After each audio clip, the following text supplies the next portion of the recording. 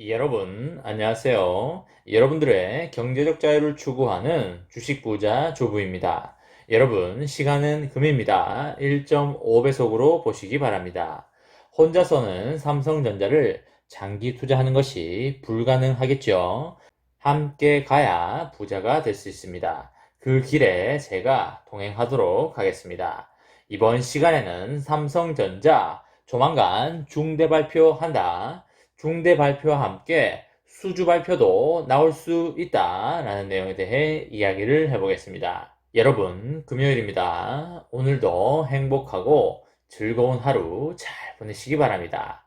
오늘만 끝나면 불금이 기다리고 있기 때문에 여러분들 파이팅 하시기 바랍니다.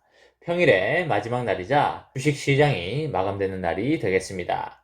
아직까지 명절 연휴에 휴일증이 가시지 않은 분들이 많이 있을 수 있을 텐데요. 이번 토요일과 일요일 힐링을 많이 하시면서 명절 후유증 저 멀리 날려버리시기 바랍니다. 삼성전자에게 당장의 가장 큰 이슈는 바로 미국 반도체 공장 투자가 되겠습니다. 금액이 20조 원가량 되고요. 앞으로 10년, 20년의 미래를 좌우할 곳이기 때문입니다. 미국과 중국의 시대적 패권 싸움 다툼이 엄청나게 심하게 이루어지고 있는 요즘입니다. 시진핑 주석이 중국 공산당 100년 창단 기념식에서 발언한 게 아직도 생생하게 기억이 납니다. 중국을 위협하거나 건드리면 머리가 깨질 것이다 라고 강경하게 발언을 하였습니다. 이게 누구를 향해서 한 말일까요? 한국일까요? 아니면 일본일까요? 당연히 둘 다 아니고 미국을 향하여 한 말이 되겠습니다. 중국은 지금도 기축통화의 패권을 중국으로 가져가려고 안간 힘을 쓰고 있습니다. 그 야망의 일환으로 내년에 있을 베이징 동계올림픽에서 중국의 디지털 위안화를 세계에 선보이겠다는 말입니다. 중국과 무역하는 모든 국가들이 이제 중국과 무역 거래를 할 때 미국 달러를 쓰지 않고 중국의 디지털 위안화를 쓰게 하겠다는 이야기입니다. 이번에 헝다그룹의 사태도 터졌습니다. 하지만 헝다그룹은 이미 오래전부터 무너져 오던 기업이었고 이제 거의 끝이 보이는 것 뿐입니다. 중국 시진핑이 내년 연임 선거를 앞두고 있습니다. 연임을 앞두고 악수를 둘 이유가 있겠습니까? 절대 거사를 앞두고 악수를 둘 이유가 없습니다.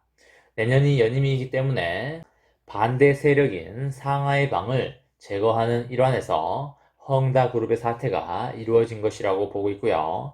또한 지금 주창하고 있는 공동부유, 그러니까 모두 함께 잘 살자, 부를 나눠 갖자의 일환으로 진행되는 짜여진 각본이라고 보시면 되겠습니다.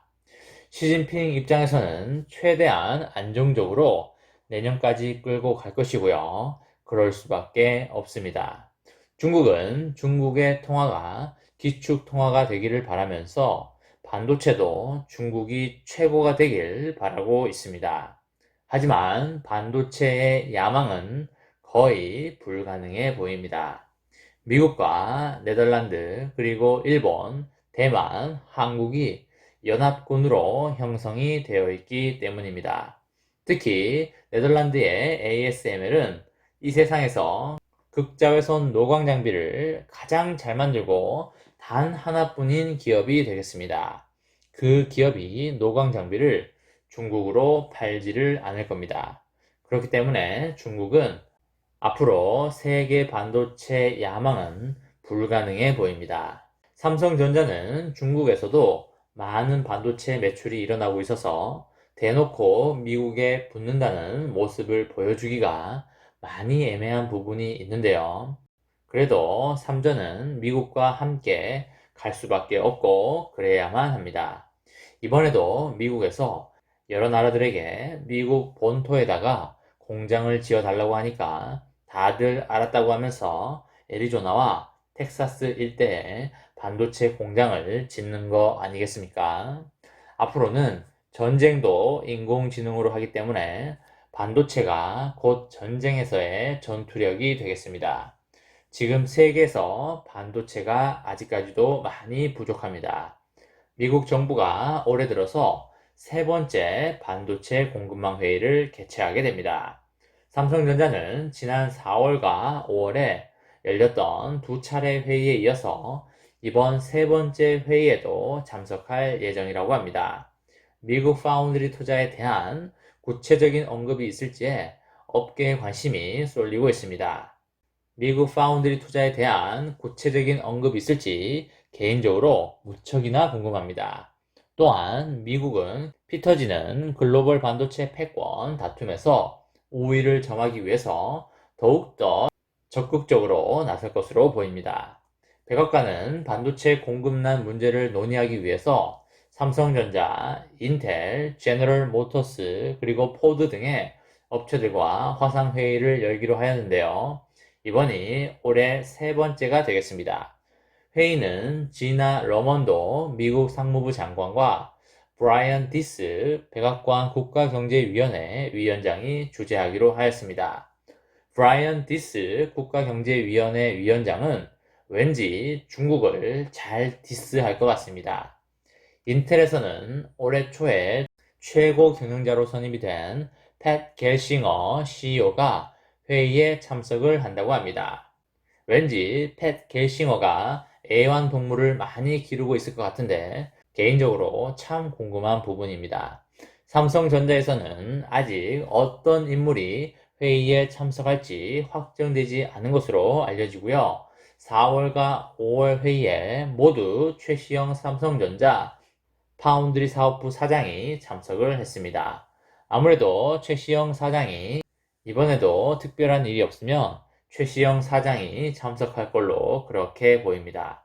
미국 반도체 공급망 회의는 조 바이든 미국 대통령이 미국 반도체 공급망 재편을 목표로 직접 나서서 기획을 했다고 합니다.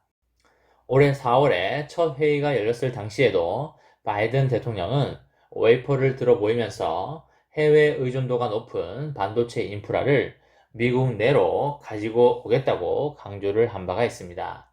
삼성전자는 12인치 웨이퍼 기준으로 월 10만 장 가량 반도체를 생산할 수 있는 파운드리 공장 S2를 미국 오스틴에서 운영을 하고 있습니다. 하지만 미국 정부는 매번 삼성전자를 화상회의에 초대해서 현지 반도체 제조 인프라의 중요성을 계속 강조하면서 삼성전자를 압박하고 있습니다. 올해 5월에 김기남 삼성전자 부회장은 미국 정부의 기대에 부응하여 20조 원을 들여서 새로운 파운드리 공장을 짓겠다고 발표하였습니다. 파운드리 부지 선정을 두고 미국 각 지역 정부와 협상을 진행하고 있고요. 이번 회의에서 구체적인 투자 부지와 운영 방안이 언급될 수도 있다고 보여집니다. 빠르면 다음 달에 발표가 나올 수 있지 않을까 그렇게 예상이 됩니다. 그리고 부지 발표와 함께 동시에 수주 발표도 나올 수가 있기 때문에 모두들 기대를 하고 있으면 좋을 것 같습니다. 바이든 미국 대통령의 미국 반도체 공급망 재편 움직임은 갈수록 더욱더 거세질 것이고요. 현재 포드와 GM 등의 미국 주요 자동차 업체들이 차량용 반도체 부족 현상으로 생산 문제를 겪고 있기도 하고요. 생산을 중단하기도 하였습니다. 중국은 반도체 굴기 선언 이후에 미국의 각종 제재에도 불구하고 자국 칩 인프라 구축에 열심히 나서고 있습니다. 중국도 정말 끈질기게 반도체를 포기하지 않고 추격을 하고 있습니다. 정부 차원에서 문제를 타개하기 위해서 적극적으로 나설 수밖에 없는 상황에 놓인 것입니다. 미국 정부는 반도체 산업 지원법을 통하여 오는 2024년까지 반도체 설비 투자비의 40%를 세금에서 깎아주겠다고 하는 등의 파격적인 정책을 내놓고 있습니다. 중국을 견제하는 수준이 아니라 그들이 미국을 초월할 수 있다는 그런 절박함으로 반도체 지원책을 내놓고 있고요. 앞으로 미국이 어마어마한 지원으로 중국의 추격을 막을 것으로 예상이 됩니다. 조만간 삼성전자가 미국 투자 발표를 할 걸로 예상이 되고요. 발표가 나는 동시에 수주 발표도 함께 기대해 보겠습니다. 만약에 수주 발표도 동시에 나온다면 그야말로 삼성전자의 주가의 떡상을 기대해 볼 수 있겠습니다. 이번 시간에는 삼성전자 조만간 중대 발표한다. 중대 발표와 함께 수주 발표도 나올 수 있다 라는 내용에 대해 이야기를 해 보았습니다. 저와 함께 삼성전자 장기 투자로 행복한 미래를 만들어 가실 분은 구독과 좋아요를 눌러주시면 감사하겠습니다. 저와 함께 하시면 100% 아니 1000% 희망찬 노후가 기다리고 있다는 말씀을 드리고요. 불안한 노후 저와 함께 걱정 없이 날려보내시기 바랍니다. 이번 영상은 여기까지 하겠습니다. 시청해주셔서 감사합니다.